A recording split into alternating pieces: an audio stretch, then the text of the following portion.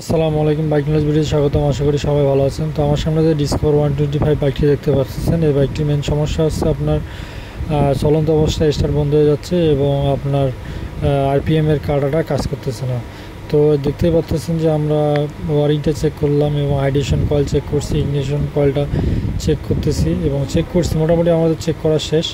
তো আসলে চেক করে যেটা আমরা পেলাম এই গাড়ির মধ্যে, সেটা হচ্ছে আপনার কারেন্ট সাপ্লাইটা এক সাইডে পাওয়া যাচ্ছে, আরেক সাইডে পাওয়া যাচ্ছে না। তো সেইটা দেখেন, আমরা এই যে আইডেশন কয়েলটা চেক করলাম, যে আপনাকে এখন দেখাচ্ছি যে আসলে কোন সাইডে কারেন্ট পাওয়া যাচ্ছে না। তো প্লাগের এই যে আপনার বাম সাইডে যে প্লাগটা দুইটা আছে, তো এই সাইডে দেখেন কারেন্ট আসতেছে না। এই যে আমরা কী করতেছি, কারেন্ট পাওয়া যাচ্ছে না। তো এক সাইডে আপনার কারেন্ট আসতেছে।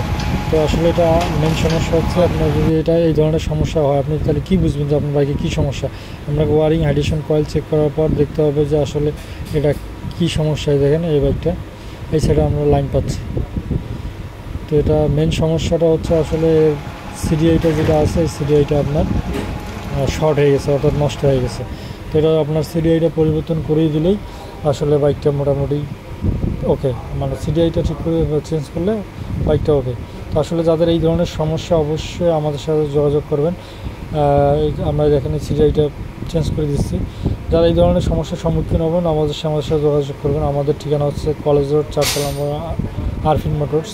ডিসক্রিপশনে আমাদের নাম্বার দেওয়া থাকবে। তো আসলে এই ধরনের সম্মুখীন হলে আপনাকে অবশ্যই সিডিআইটা ভালোভাবে চেক করতে হবে।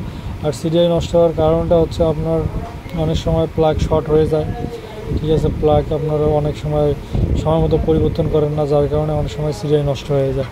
আরও বিশেষ কারণ থাকে, আপনার ইগনিশন কয়েল, কার্বোরেটর, ইঞ্জেক্টরের মতো উপাদান এগুলো সঠিকভাবে কাজ না করলে এই ধরনের সমস্যা হয়।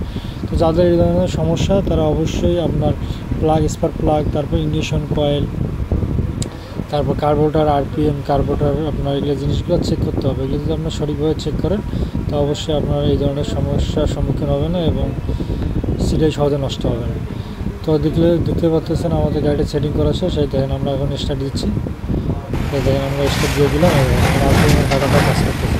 এর আগে আরপিএমের কাঁটাটা কাজ করতো না, প্লাস গাড়ির সাথে। তো এই ধরনের সমস্যা হলে অবশ্যই আমাদের সাথে যোগাযোগ করুন।